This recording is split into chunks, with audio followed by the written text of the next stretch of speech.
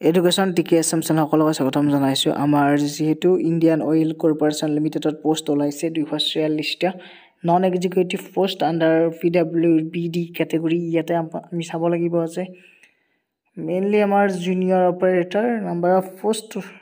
junior অপাৰেটৰত আমাৰ 215টা পোষ্ট আছে ইয়াৰে অসমত 10টা পোষ্ট আছে ক্লাছ 10 পাস কৰিলে হ'ব লগতে আইটিআই সাৰ্টিফিকেট লাগিব আইটিআইৰ কিছুমান ট্ৰেড থাকে সেই ট্ৰেডবোৰ হ'ল electronic mechanic instrument mechanic chemical plant electrician machinist fitter mechanic cum operator wireman mechanic industrial electronics information technology and ইএছইএম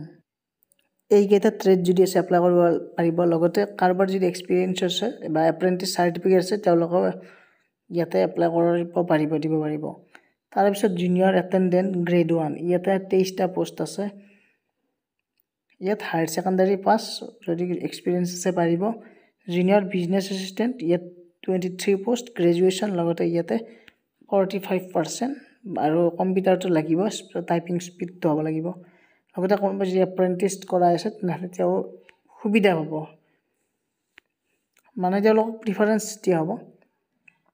18 ৰ পৰা 26 বছৰ ইয়াত দিয়া আছে সময়সীমা বাকি এইখিনি মানে ৰিলেক্সেবল দিব যদি ক্যাটেগৰিৰ ভিতৰত পৰে এইখিনি বয়স বাঢ়ি যাব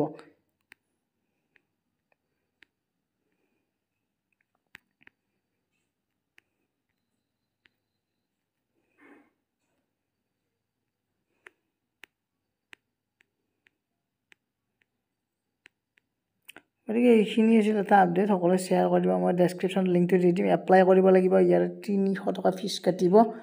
যিসকলে এপ্লাই কৰিব 300 টকা ফিজ কাটিব আৰু বাকি আপোনালোকৰ